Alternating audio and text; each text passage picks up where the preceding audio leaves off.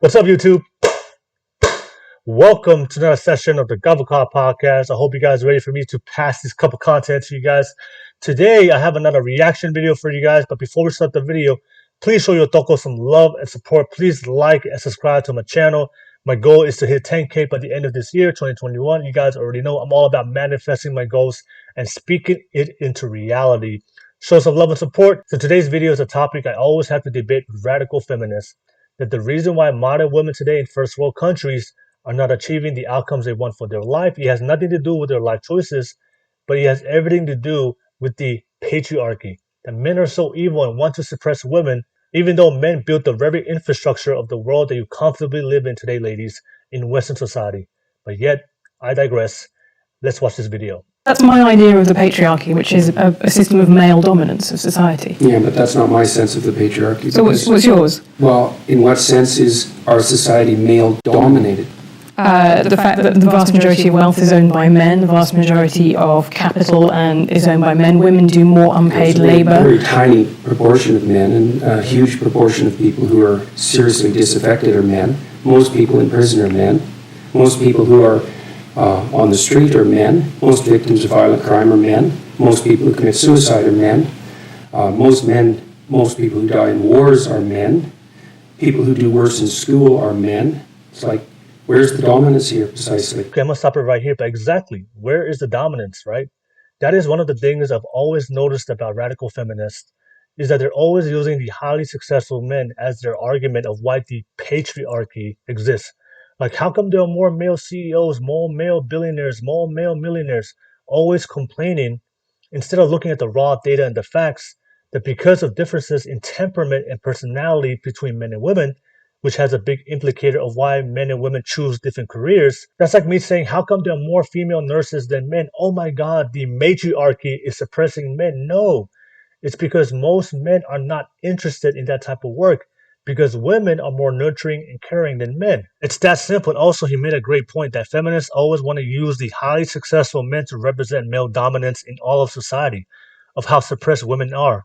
But they always want to avoid the conversation of how majority of men are incarcerated, die in wars, commit suicide, homeless, but I guess that's irrelevant because we're men, right? The sufferings that men go through are not as significant as what women go through, right, feminists? And that is what I detest about feminism, because it creates this unnecessary tension between men and women to be apart instead of bringing us together. Because as men and women, we work better together than apart, and actually find the solutions to help the men and women who are actually suffering in society. Because society was created by men and women because we work together, not independently. And that is what we need to be focusing on. Now, that's just my thoughts, so let's keep playing this video. What you're doing is you're taking a tiny substrata of hyper-successful men and using that to represent the entire structure of Western society. There's nothing about that that's vaguely appropriate. But I could say equally well that most rape victims are women. Terrible things happen to people of both sexes. And you could say that with perfect utility, but that doesn't provide any evidence for the existence of a male-dominated patriarchy. I'm going to pause it right here because it always amazes me how a lot of these feminists have college degrees, but it still baffles me on how they can formulate idiotic ideology and logic. Just because more men rape women than women rape men does not mean there's a patriarchy and a male-dominant society. How does that even provide any evidence?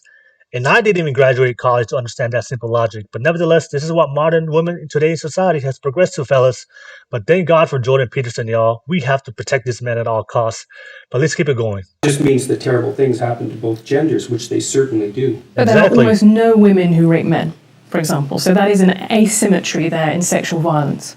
Well, yes, there's an asymmetry in all sorts of places, but that doesn't mean that Western culture is a male-dominated patriarchy. The fact that there are asymmetries has nothing to do with your basic argument. There's a difference. This is a trope that people just accept. Western society is a male-dominated patriarchy. It's like, no, it's not. That's not true. And even if it has a patriarchal structure to some degree, the fundamental basis of that structure is not power. It's competence. Okay, I'm going to pause it right here because he said that perfectly. The fundamental basis of our society of why men and women excel at different things, it's not power, it's competence. It's our ability as men and women to be great at different things. More men choose to work towards being a CEO, and of course, the man that gets chosen to be CEO is the most competent man among all the men. And that's why he earns that position to be CEO.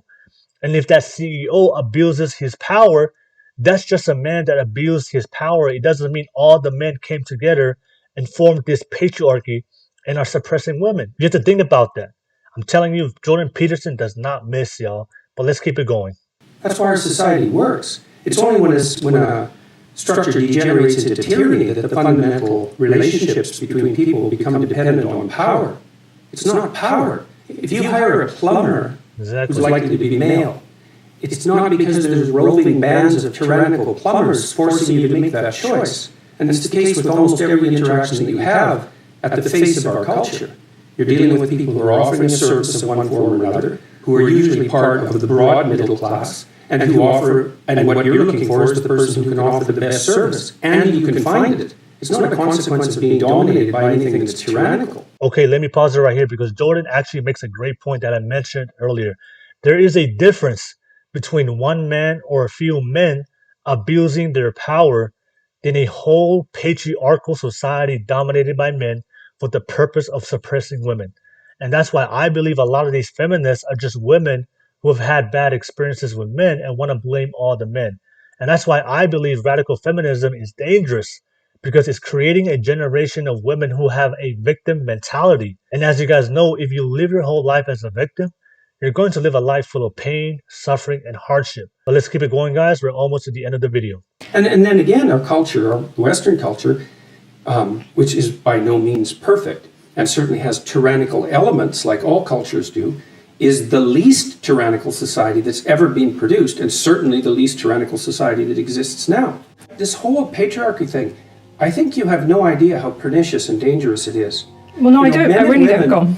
Throughout history have fundamentally cooperated to push back against the absolute catastrophe of existence, a terrible death rate, the probability of chronic starvation, early death, disease, the difficulty of raising children with all the death that was associated with that, and to look backwards in time and say, well, basically what happened was men took the upper hand and persecuted women in this tyrannical patriarchy. It's absolutely dreadful misreading of history. It's a terrible thing to teach young women, and it's a horrible thing to inflict upon men. All right, we have made it to the end of the video, and in closing, I love how Jordan explained throughout history, we have always learned to work together as men and women.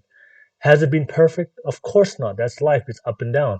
But throughout history, even in the most toughest times in history, even when there was tyrannical rulers, there was the bubonic plague, there was natural disasters and catastrophes, men and women always cooperated to overcome it together. And that's what we need to teach the next generation, especially the women, and not this patriarchal bullshit that only divides men and women, not unify us. Nevertheless, that's the end of the video. Please let me know your thoughts. And fellas, if you meet feminists like this on a date, run for the hills. But if you made it to the end of the video, please like and subscribe to my channel. Much love to you guys. Facts over feelings. Peace.